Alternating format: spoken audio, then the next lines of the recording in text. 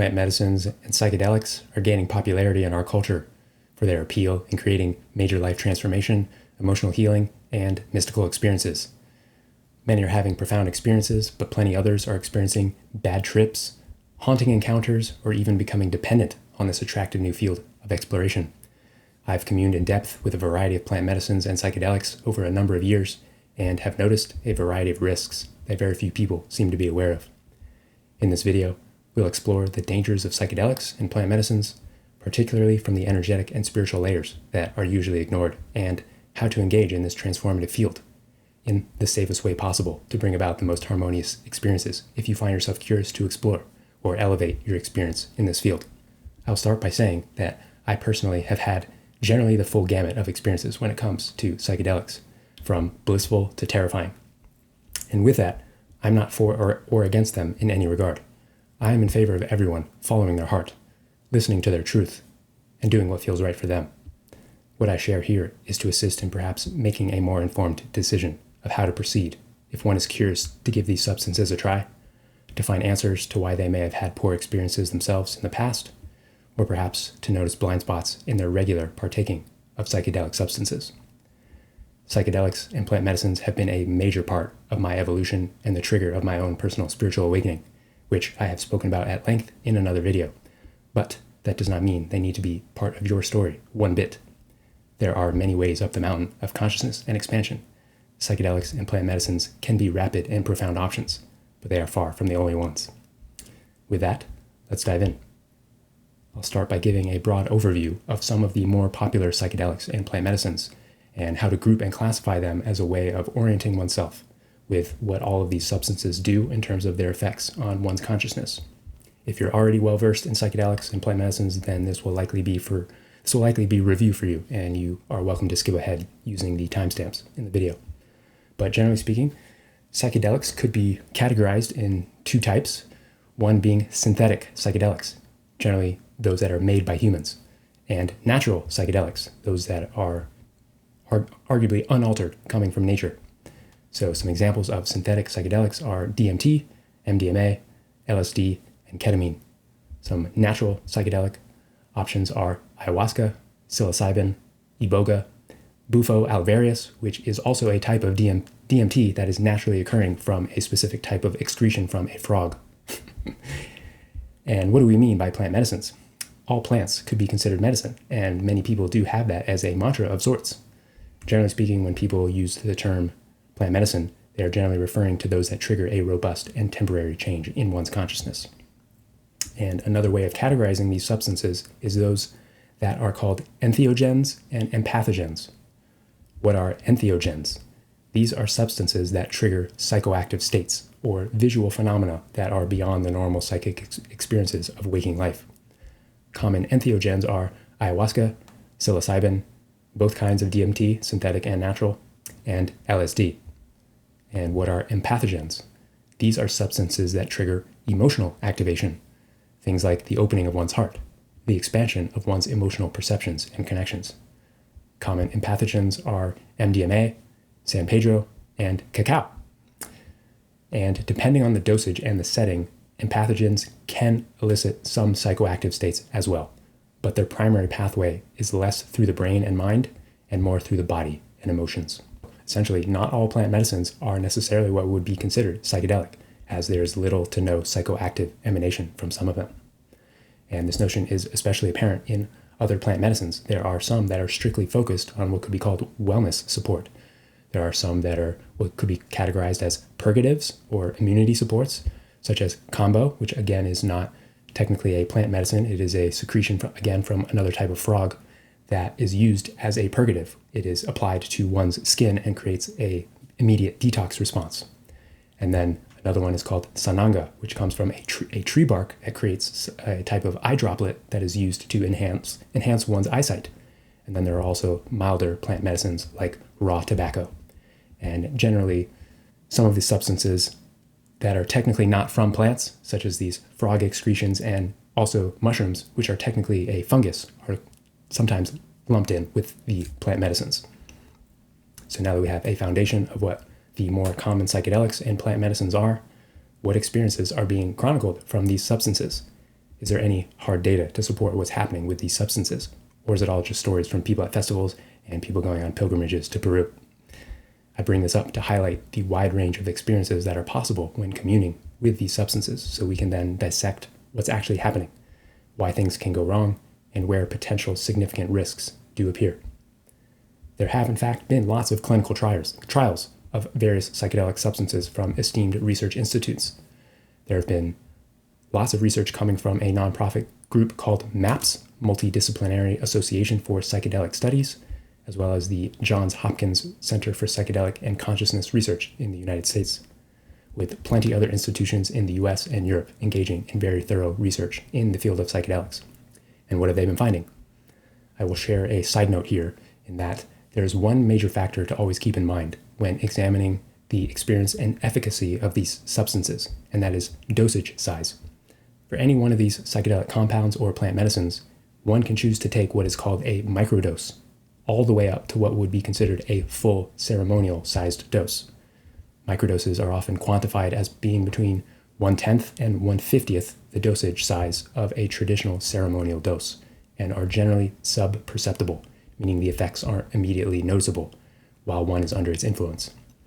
These are often encouraged for longer-term, semi-consistent use. As an example, psilocybin mushrooms are often used in both microdosing protocols as well as for ceremonial purposes. A full dose to have a major experience where some people might literally be unable to leave their bed could be anywhere from 2 to 5 grams, whereas a microdose that would allow someone to live their life completely normal, drive a car, go to work, so on and so forth, could be a dose of between 25 to 200 milligrams. Of course, there's every dosage size in between and beyond. Most of the clinical research has focused on what would be classified as a full single-dose experience or multiple experiences of these full-sized doses, and they're typically based on one's body weight. Perhaps the easiest overview of a lot of this research can be found in the book by the very popular nonfiction author Michael Pollan in his book, How to Change Your Mind: What the New Science of Psychedelics Teaches Us About Consciousness, Dying, Addiction, Depression, and Transcendence. The book is a bit dry.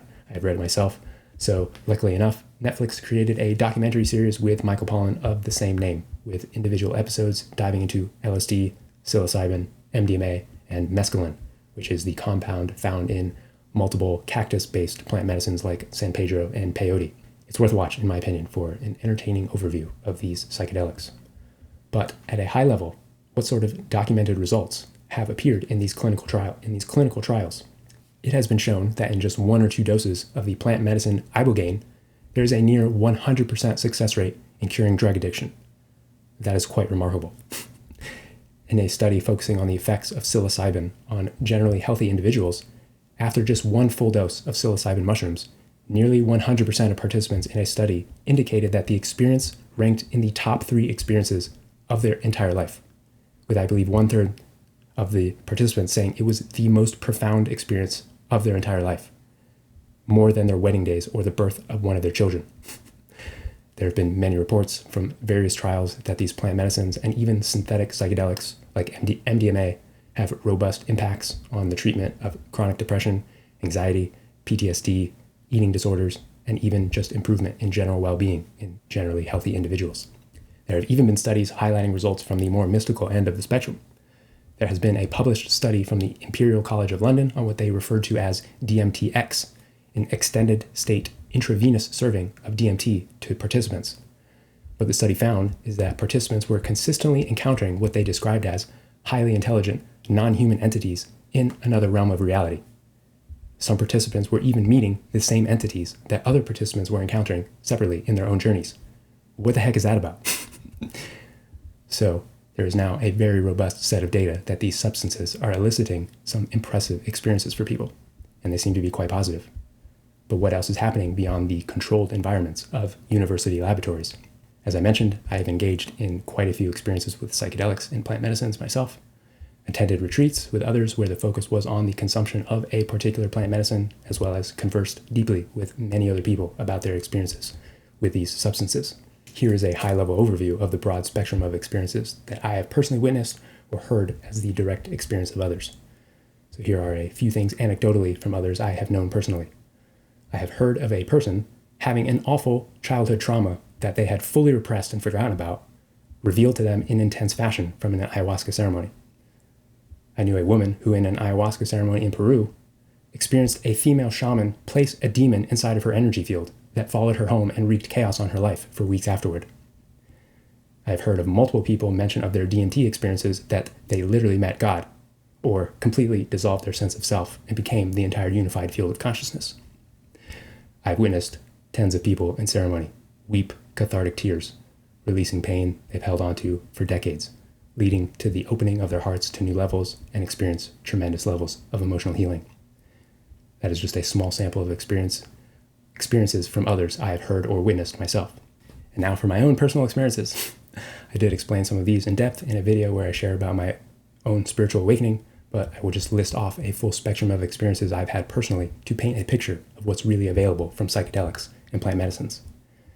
In a mushroom ceremony, I consciously experienced a significant increase in consciousness, feeling a heightened level of love and compassion for all, to where I knew with 100% certainty that if all of humanity was at this state of consciousness at all times, there would be no conflict of any kind and only compassion for all. After an iboga ceremony, I had extreme levels of anxiety brought to the surface for multiple weeks afterward, to eventually be cleared and released from an energy healing experience weeks later.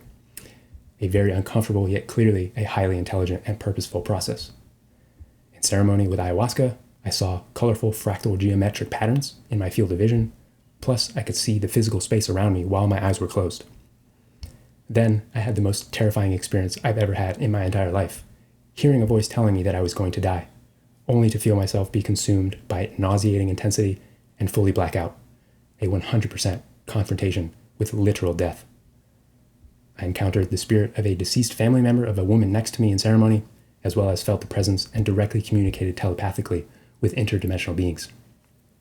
In a mushroom ceremony, I saw the walls of my bedroom begin to collapse inward on top of me, feel as if all of consciousness was stopped to be experienced solely through me, while given a visceral choice to end all of existence in existential fashion.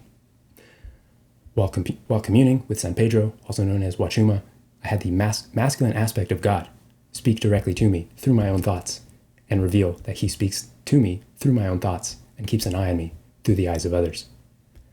On the first and only time communing with MDMA, I fully blacked out. I am quite sensitive to these substances.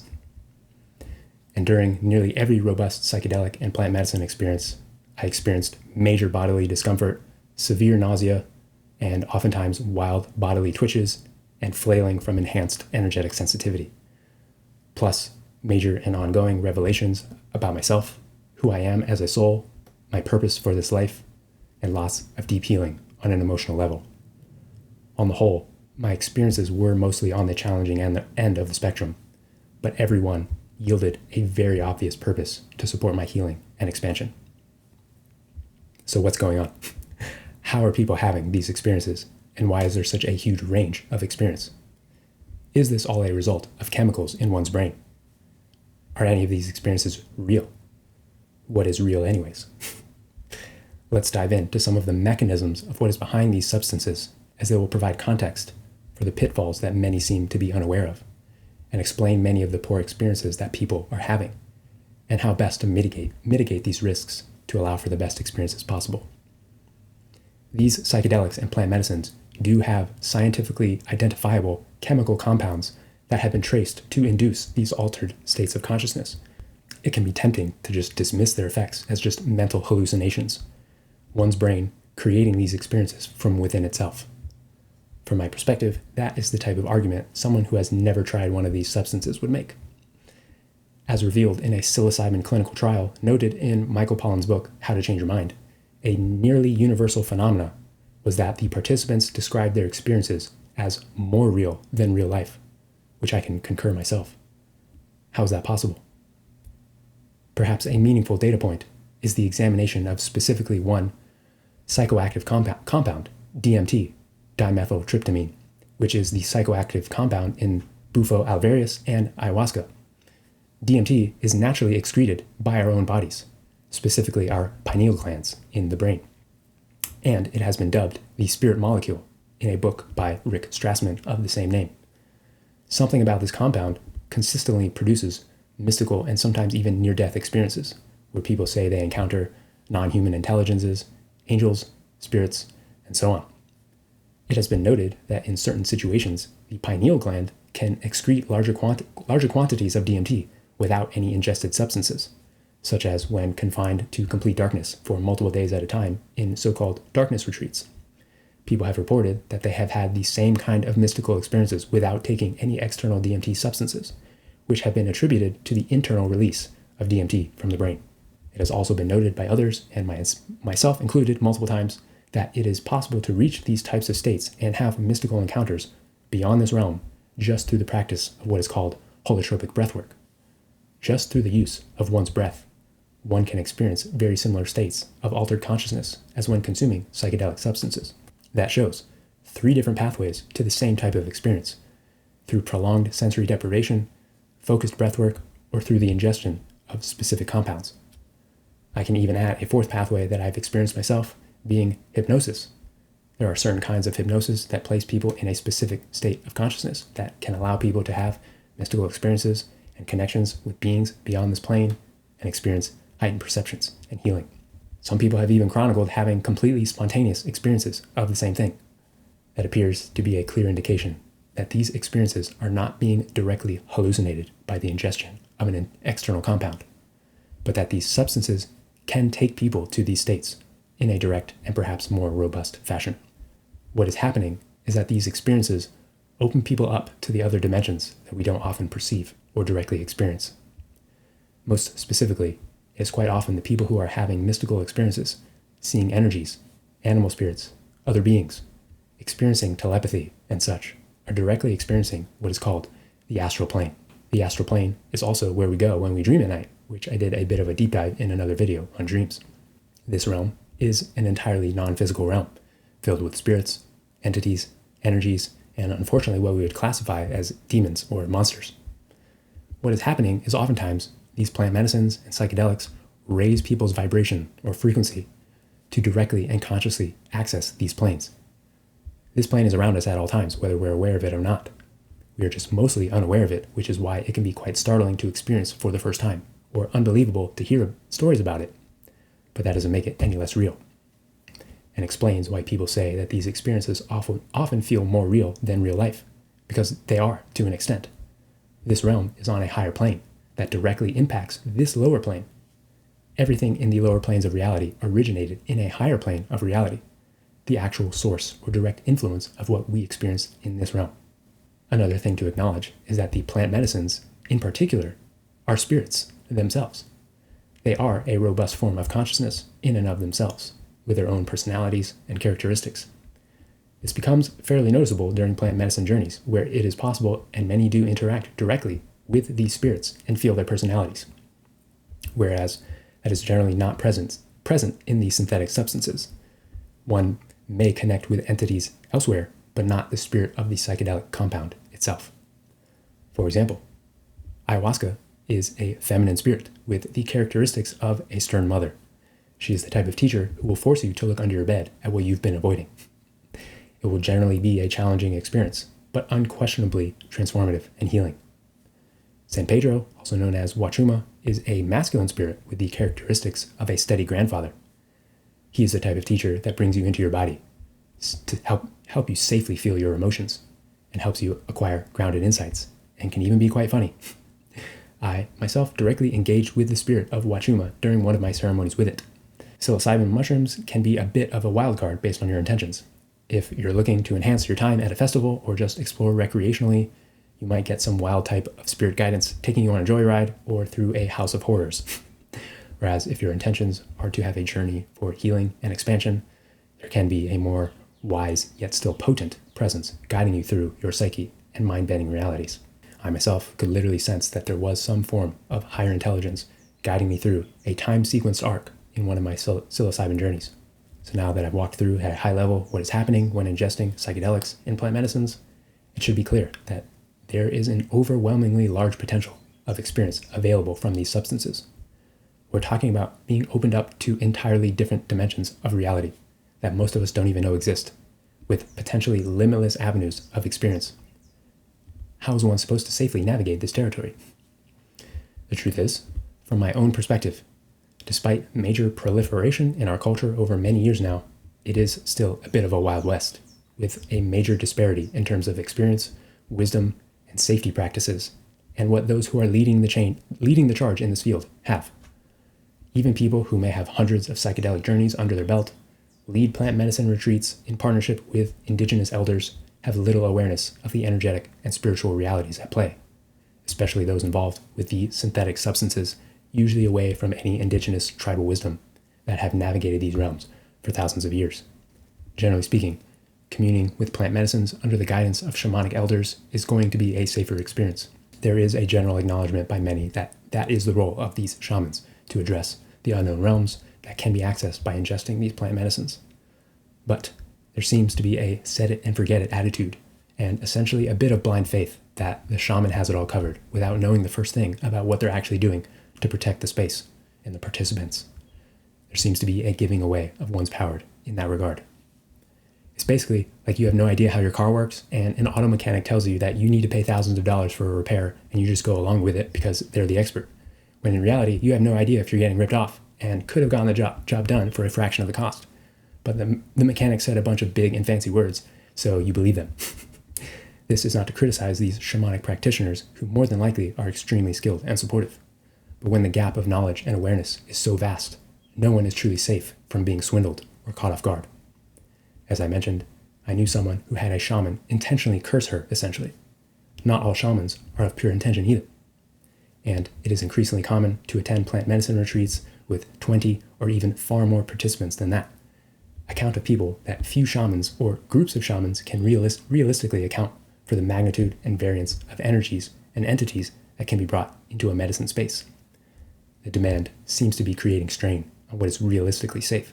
Looking back on my own ayahuasca experience, I would never put myself in the situation I was in at the retreat center I attended based off of what I know now and the completely insane experiences that I had. The retreat center was woefully inept at creating a truly safe container, as they had about 40 participants in ceremony at once, crowded together with not one shamanic elder present. Non-indigenous people are training to learn these practices and are often leading these types of ceremonies, but it's not the same. You can tell the difference. As I mentioned, I literally blacked out in overt fashion, and nobody noticed. At the time, I did feel safe going in, and I know now that I had the exact experience that I was meant to have. Perhaps it was so others don't have to go through the same, but I would never do it again that way, or recommend anyone else to do the same either.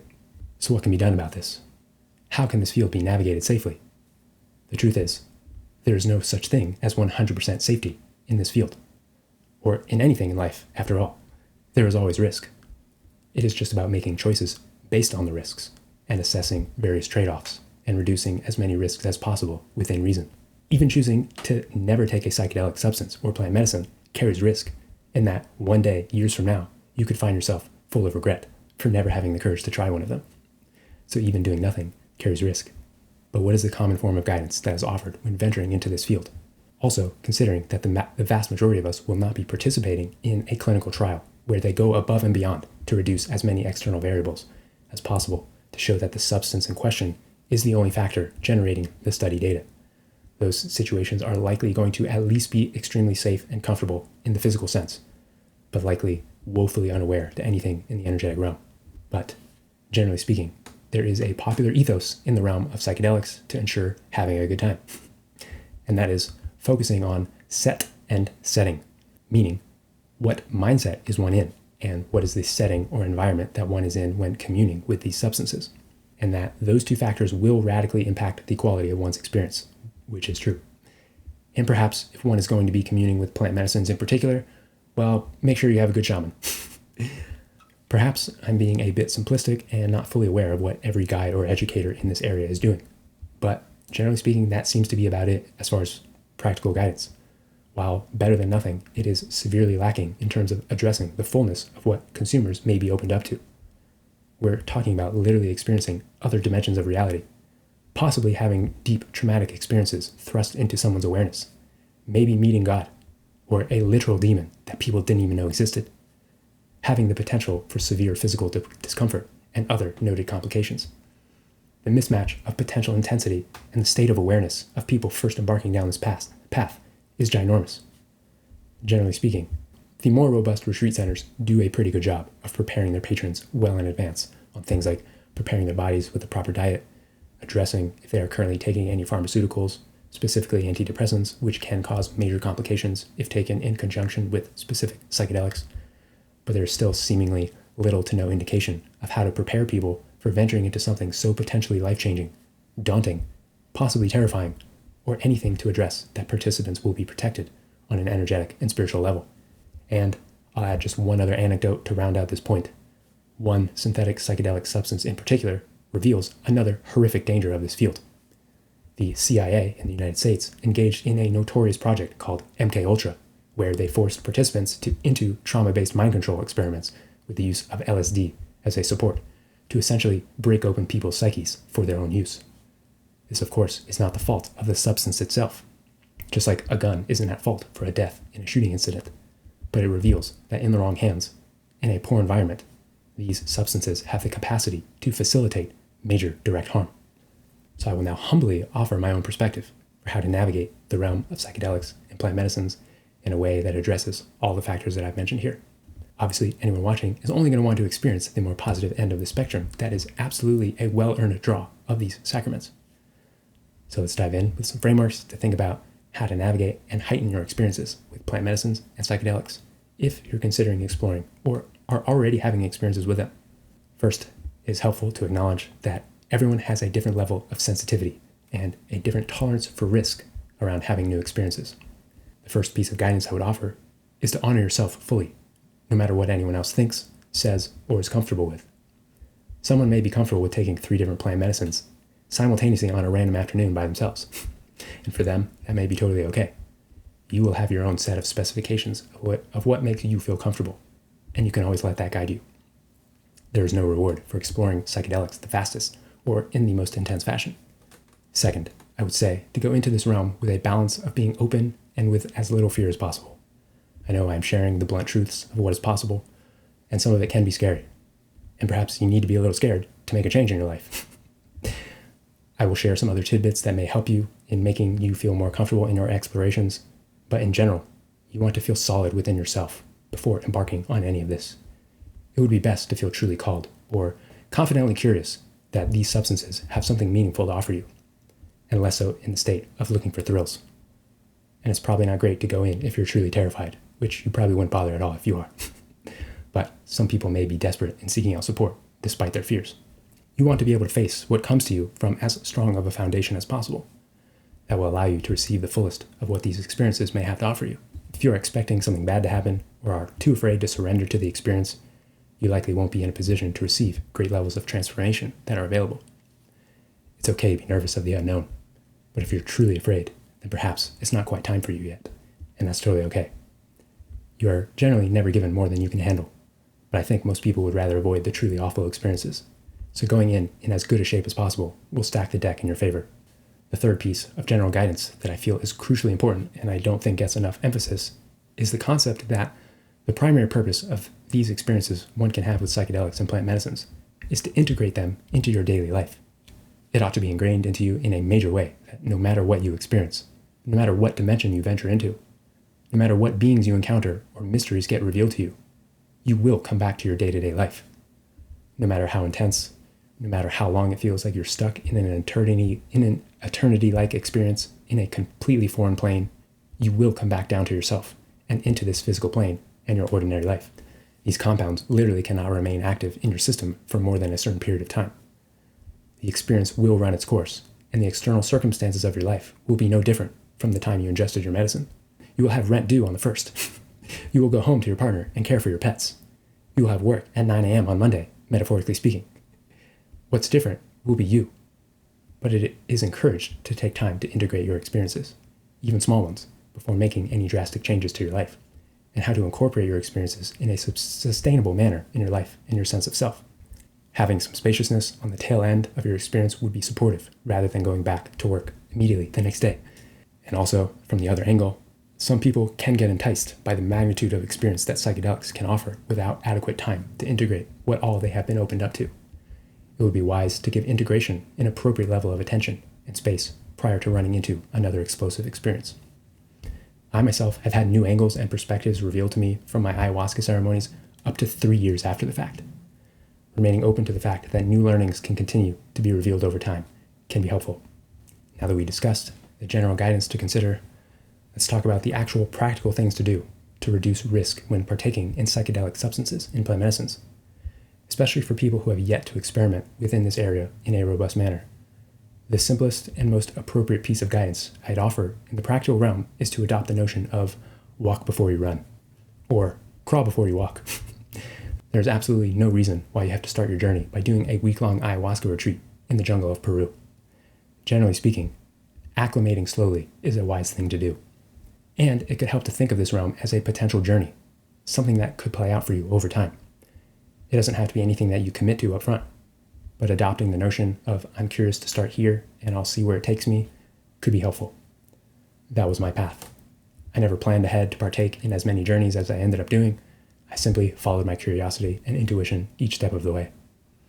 So what practical ways can one do this?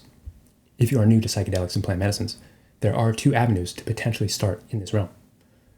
One could be actually not even ingesting any of these substances at all. If you're still totally put off by ingesting anything of the sort, but still have some kind of curiosity of the experience psychedelics can open you up to, you may start with other experiences that don't require any ingesting of substances. Like I mentioned, holotropic breathwork can offer much of the same type of experience as some psychedelics. It is also something that is worth doing due diligence on and finding a skilled practitioner to guide you, as it is also not without risks. But for the most part, you are in full control of that experience, because if it ever gets too uncomfortable, you can always just return your breathing back to normal, and you'll return to your baseline very quickly. Another avenue that can be even less intense than breathwork is exploring the use of a sensory deprivation tank, or a float tank experience. These are becoming more common, especially in bigger cities, as a wellness offering. They are generally a very relaxing experience of just floating in some warm water in an enclosed capsule. The water temperature is set to be the same as your body temperature, so it feels almost like nothing. Many people describe that in such a state, with little to no sensory input, they do experience some kind of mental explorations or some form of a mild yet peaceful shift in consciousness. I've done it once myself and found it to be quite peaceful. These are potential avenues of acclimating yourself to an altered state of consciousness without any substance intake. The other, more overt option for starting small is with microdosing. This seems like a clear and obvious first step for anyone venturing into this realm. This was my path, in fact. For any of my full dose experiences, I microdosed with psilocybin and iboga intermittently for perhaps 6 months to a year before ever trying a full dose of any other substance. Looking back, I could see that the primary purpose of my microdosing journey was to get me comfortable and ready for the robust ceremonial experiences I had later on. And I had generally very good experiences with microdosing. Psilocybin in particular, I could tell instantly that it was alleviating my anxiety and increasing my vitality. It isn't completely without risk though, as I learned the hard way that these substances can still have potent effects in some circumstances, even at small doses. For example, a couple times I had very strong come-ups, particularly when I was microdosing with iboga, that it almost made me start fading to black, and feeling some very intense discomfort in like my sternum heart area, like those things were locking up. And it wasn't until this happening a few times that I made the connection that it had to do with the fact that I was using my red light therapy device after my microdoses in the morning, which I had heard later on that increases the receptors in your cells to basically allow your body to be completely flooded with whatever psychoactive compounds are in these medicines. So again, it wasn't the plants themselves, but the other factors in my day-to-day life that caused some small mishaps. But microdosing is becoming increasingly popular and accessible, particularly with psilocybin, with various companies now offering online ordering at precise dosage levels in easily consumable capsules, chocolates, or gummies, without requiring arduous measuring with a scale. One thing to note about microdosing is that it is likely for one's body to develop a tolerance to the substances, so they are generally recommended protocols for different purposes. A simple search online could yield some suitable protocols for how best to microdose, or perhaps the retailers themselves may have recommendations with the products that they sell. Microdosing seems like a no-brainer place to start by getting comfortable with the substances themselves in a dose that is likely to be sub-perceptible. This allows you to gauge your level of sensitivity early on before going into a ceremonial setting. For example, if you happen to notice your perceptions change at only 100 milligrams of psilocybin, then you might only need 1 or 2 grams for a peak experience, rather than a more common dose of 3 to 5 grams. Or the opposite can happen, of course. You get early data in a much lower stakes environment that can inform larger dose experiences if you ever choose to have them.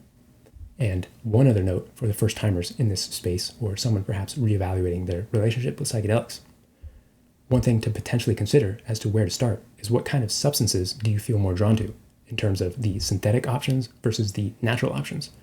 For example, some people may feel the natural plant medicines feel safer to them, or more in tune with their way of operating, perhaps less distorted by anything other than what nature created, or have a more robust connection with a spirit teacher that someone might feel drawn to or is calling them. Others may feel more drawn to the synthetic psychedelics for their careful precision in their construction, their potential purity of just the compound itself with nothing else included. One may also be faced with the reality of what is most accessible to them, given their location and time and budget constraints. Not everyone is willing to spend thousands of dollars for an ayahuasca retreat in another country, but it could be accessible to acquire psilocybin microdoses for someone, and the accessibility might take precedence. So starting small is a good place to begin, but eventually, like me, you may realize that you're ready for the heavy hitters. My experience after microdosing for many months was, it's time to stop playing around with these tiny improvements. Let's go all in and try what many people say yields major transformation. Let's try ayahuasca. What are some practical things to keep in mind if you find yourself exploring full ceremonial doses of psychedelics or plant medicines? Here's another avenue where you can still work your way up gradually. It could be worth considering starting with the empathogens that are less likely to be so potentially psychoactive and potent. Even having a cacao ceremony, if you've never experienced one, can give a noticeable shift in your emotional state with a large enough serving. They're often held in beautiful, gentle containers, usually with nice music, possibly with ecstatic dance to encourage dropping deeper into one's body. But even that can offer an opportunity to feel what it's like to have a substantial shift in your emotional state directly tied to an ingested substance, especially if you are really present and attempt to tune in with the spirit of the medicine. Don't be surprised what a little presence and intention to receive can do for you with a nice bowl of dark chocolate. By this point, if you've been acclimating yourself over time, gauging your sensitivity, and perhaps having a preference of the type of substance you'd like to explore for a more robust ceremony, now it's time to address the major factors at play. The possibility for potentially shocking truths to be revealed to yourself, being opened up to realms and entities you are unfamiliar with, being in the presence of other people in an altered state of consciousness, and the rest of what lies in the vastness of the unknown. There are, of course, an infinite number of variables that can't possibly all be addressed, but I'll do my best to offer some all-encompassing options. And I'll mostly be gearing this from the notion that this will be a self-initiated decision with adequate time to prepare in advance, as opposed to someone just offering you a tab of LSD at a festival. You can absolutely partake in such things, and your intuition and prior experiences will guide you in terms of how to handle such a thing. And even in that situation, what I offer here can provide some support and risk reduction. Now, generally speaking, given that it's not super common to be able to acquire large doses of these substances, a lot or maybe even the majority of these experiences are done in a group setting, although consuming on your own is a route to take as well. You can just take all of your easily acquired microdoses in one serving. But especially the natural medicines like ayahuasca, bufo, and peyote or San Pedro are far harder to come by and are most often reserved for retreats and guided ceremonies. Even if you are going into some form of a group setting led by a shaman, a group of shamans, or some kind of experienced guide, it would be wise to take some form of ownership and responsibility. If you are 100% at the mercy of someone else, that is not a sovereign position to be in and is adding to your risk level. You don't need to become an expert, as that may not be your calling, but I will share some things that you can reasonably do to reduce some risk for yourself. The first piece of guidance I will offer is a reminder that you are a sovereign being with free will. You get to be in the driver's seat of your life, generally speaking. Nothing can take your power away without your consent. The first piece of practical guidance I'd offer is to get very clear on your intentions. This will inform everything else in terms of which medicine you choose to commune with, whether to partake in terms of doing it by yourself or in a group, going to a specific retreat center, and everything else. But this will also serve you when you're in the ceremony itself. Speaking aloud your intention can reaffirm what you're open to and not open to. You have free will, and it will be honored in most instances. So you can speak aloud something along the lines of, my intention for this ceremony is to receive what is most aligned for me at this time. I am only open to receive what is aligned with my highest good and the highest good of all. Nothing is allowed in this space that is not operating from the frequency of unconditional love, or something of the sort. You are tuning the field around you to an extent by such an act. Next, there's the deeper layer of energetic protection and management of yourself and the space that you are in. Ideally, you are already in a good state, clean and clear within, perhaps after some kind of diet cleanse, whatever gets you in a clean physical state without major blockages or distortions. But now it would be wise to also think about the energetic health of the environment you will be in and the people around you, because you may be physically incapacitated depending on the substance in use and in an incredibly open and vulnerable state. The environment itself may be filled with heavy, dense energy, whether in your own home or at a retreat center in the middle of the jungle. Who knows how many people have passed through where you are, what kind of experiences other people have had at a retreat center you might be at, what the land is carrying. Are you near a cemetery with wandering spirits lurking around? A skilled and attuned guide or retreat center will address these things to varying degrees, but there are still many unknowns that can arise. Practically speaking, it would be wise to energetically cleanse the energy of the space you are in, whether your home or the area you are in.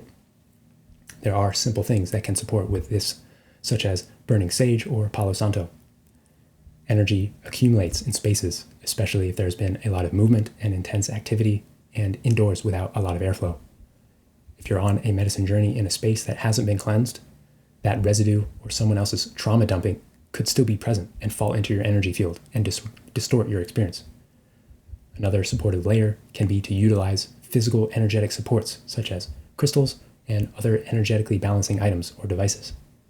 There are crystals and other energetic tools that are specifically meant for raising the frequency of a space, cleansing a space, and even protecting against negative energies.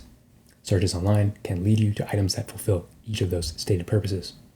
Raising the frequency of a space makes it harder for negative energies to interfere, as they won't be in alignment. And a quality retreat center or guide will likely provide such things to varying degrees. But, in my humble opinion, everything I've mentioned thus far is simply table stakes, the absolute bare minimum. We're talking about interacting with energies in other dimensions that most of us barely comprehend. Every single energy and entity that lives there has an advantage over us, for they live in a higher dimension that overlays ours. They essentially have one of those prison mirrors where they can see us, but we can't see them. When we commune with some of these medicines, that mirror starts to get a bit more two-way sometimes. But to really reduce more of the risk of what could potentially be encountered, taking more thorough energetic protections could be prudent. This is generally what a quality shaman is adept in. But still, do you trust the shaman who likely doesn't even speak English? Do you trust the English-speaking guide who may or may not be trained in shamanic practices? Do you trust yourself in doing this alone to be adequately protected from the entire astral plane? Again, this isn't about being afraid, but simply about awareness, risk tolerance, and comfort level, and taking actions to meet that risk tolerance.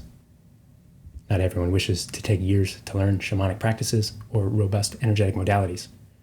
There are some people who are energetically sensitive and skilled enough in such matters without shamanic training specifically, but perhaps trained in another style of energy work, who can be trusted with complete energetic protection. Those are good friends to have. But you may not be desiring to put in lots of work to get to that level, or again, you may just want to increase your knowledge base just enough to be able to judge your guides and shamans for yourself, rather than just going in on blind faith. Like in my earlier example about getting ripped off by a car mechanic, you don't need to become a mechanic yourself to avoid getting ripped off. You need just enough knowledge to perhaps think of seeking out another opinion to compare prices. So I will offer some basics that you can do yourself, or if nothing else, it will arm you with some knowledge for how to judge those you may be entrusting to guide you in these endeavors. There are simple visualization techniques one can do to visualize the energy fields around you and the space you are in that can create some energetic protections.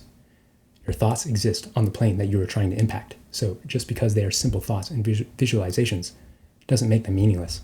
Some simple things to do are to visualize a bubble of light around you. You may visualize the color that makes you feel most protected and in the highest vibration, but golden white light is usually the simplest to visualize.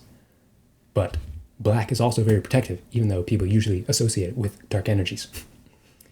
You may also, or instead, visualize a pyramid of light over your body, as that is a sturdy and grounded protective structure. Then you can do the same for the entire room, building, home, or outdoor space you are in for your ceremony, visualizing an energetic bubble and or a pyramid around the entire space. And you can even double or triple it up if that feels good to you, just stacking energetic pyramids on top of more pyramids. And ideally, you do these things after you have already cleansed yourself and the space, so you aren't trapping in any lower energies in these bubbles with you. You may also close your eyes and attempt to sense what is present in the field around you, and perhaps if you feel called, use your hands to sweep them away and visualize them leaving the space or dissolving into light. You may also invoke and call in energetic support from these other realms. There are beings standing by waiting to support you, but they honor your free will and will only come when asked directly. As part of your intention declaration, you may request for support from whoever you feel aligned with. You may say something along the lines of, I call upon my higher self, my team of angels, God or Source, Mother Mary, Yeshua, my supportive ancestors, Archangel Michael, Mother Earth, and or anyone else you may feel called to invoke. Please support me through this ceremony with protection from anything that is not aligned with my highest good. These few things here will go a long way at creating an environment that is free and clear for you to be safe enough to traverse the realms that these sacraments may take you. With all this being said, if you do find yourself researching or considering some psychedelic or plant medicine retreats or guided experiences, I'll share some simple red flags or just areas to consider that you can look out for to assist in reducing some of the risks. For example, if you're considering a retreat where it seems like they're having retreats every single weekend with hundreds of participants passing through, while that is not impossible to manage with enough people and skill, generally that requires an exceptional level of hygiene to where it may not be worth that kind of risk for you to attend. What are the chances that they are actually maintaining that level of hygiene for so many people that are coming through? If there is little to no mention of their experience and ways of supporting patrons on an energetic level to keep someone safe, you probably want to hear about their specific training and abilities in the subtle realms and how they create their environments, even if you don't fully understand the lingo that they're using. The fact that they're putting it forward and being transparent might ease some of your worries and fears. It might not be enough to say that this retreat center works with this group of shamans from this lineage.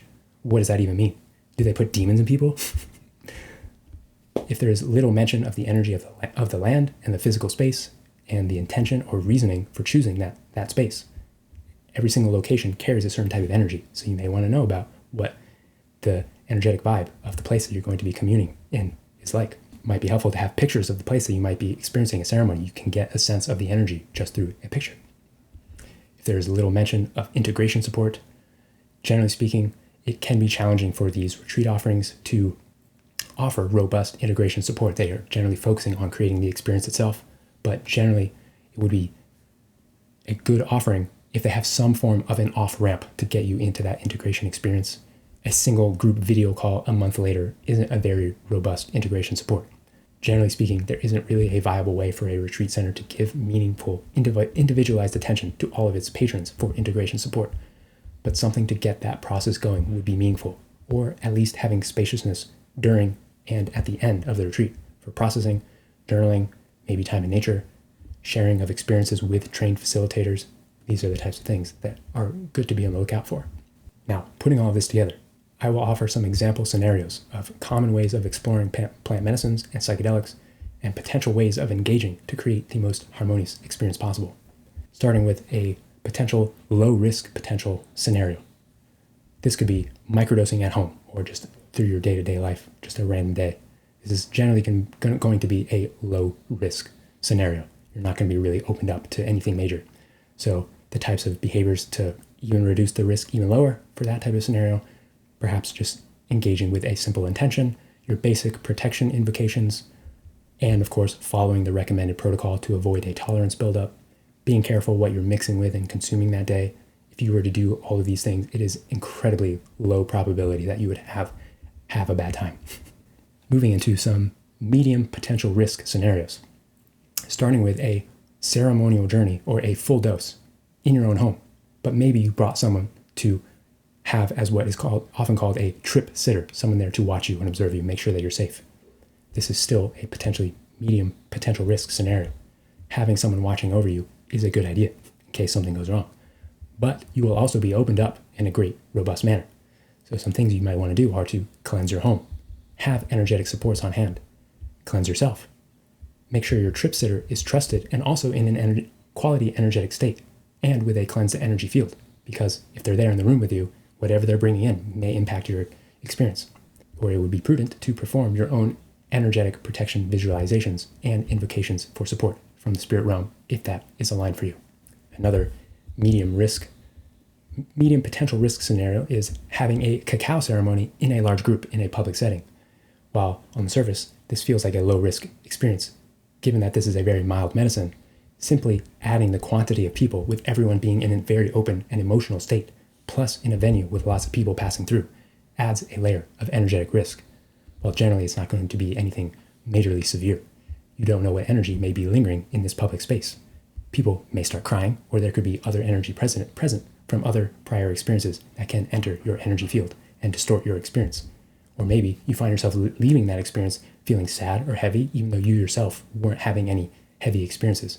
You may have picked up on some of that energy from someone else's experience. So ideally, the hosts of this event are cleansing the space, all who enter the space, and here's where it might be prudent to visualize a bubble over yourself and have an intention of not picking up on anyone else's energy.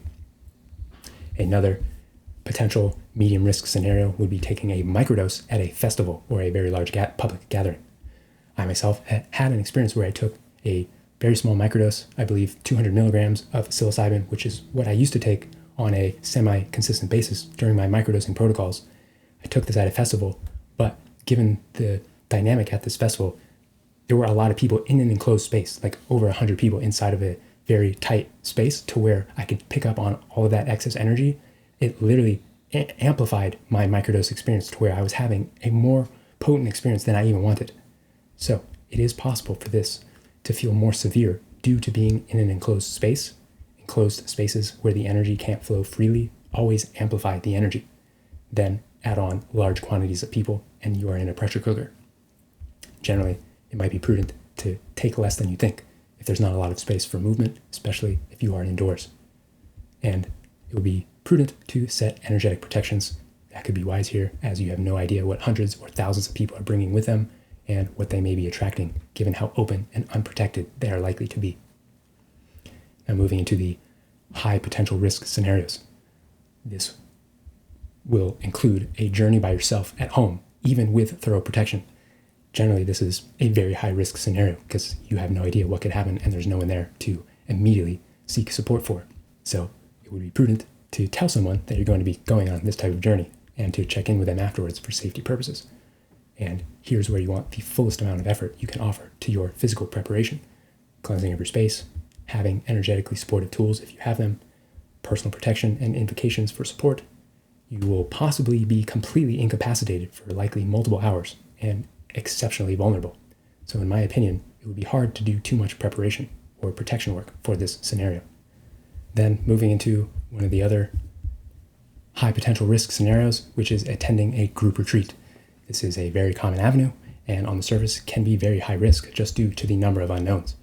This will oftentimes require traveling to a foreign place that you've never been, maybe experiencing a different time zone, an elevation change, cultural and language differences, an unknown lodging situation. You may not know all of the attendees or have met any of the guys before, so there are a lot of unknown variables that can add to your stress that could be brought into your ceremony.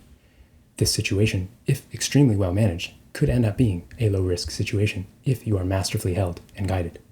But that likely warrants a thorough amount of due diligence up front. Researching options, getting a feel for the guides, talking to them directly if possible so you can gauge whether or not you feel safe in their presence, gathering all of the information you would need in order to feel adequately supported in all the areas I've mentioned. Then, when you arrive, if you truly feel like you're in the presence of skilled guides, you may then consciously allow some of the risk reduction responsibilities to be taken up by them, so you may then simply focus on yourself and receiving your own experiences. And then lastly, a very potentially high risk scenario is taking a large dose at a place like a festival. I really would not recommend doing this in general. The amount of astral activity in such a place is likely very intense and not of the light necessarily. These are unfortunately prime locations for lower energies to interfere with people because of how open and unaware everyone is.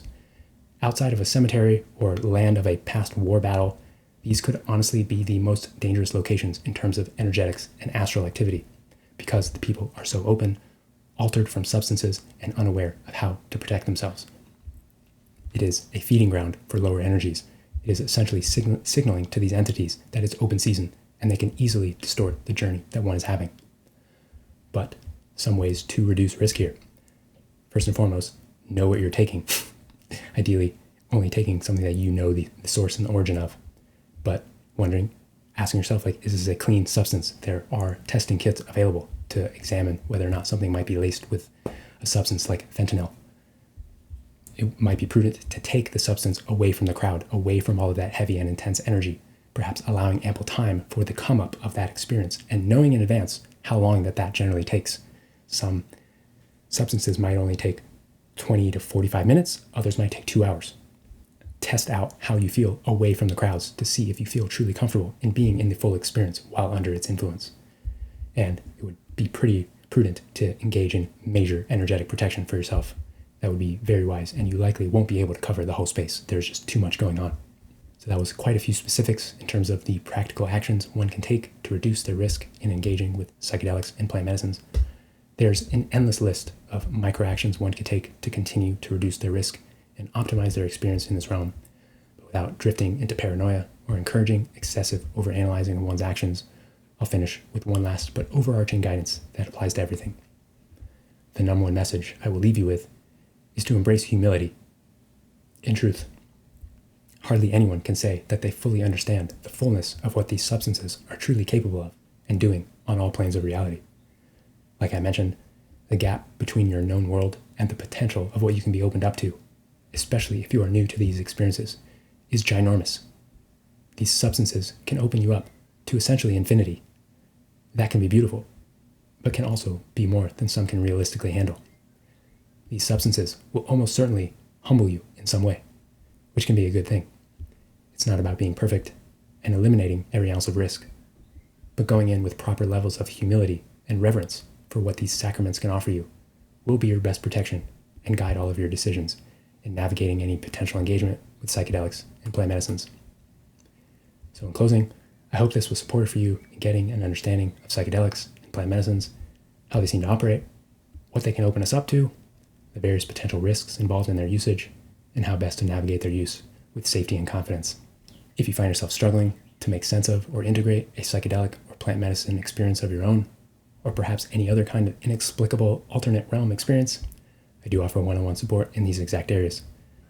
As I've shared, I've had many experiences with psychedelics and plant medicines that push me to the absolute brink of consciousness, plus countless other non-psychedelic induced experiences in the subtle planes with non-human intelligences, astral phenomena, and potent energetic happenings that seemed to make no sense.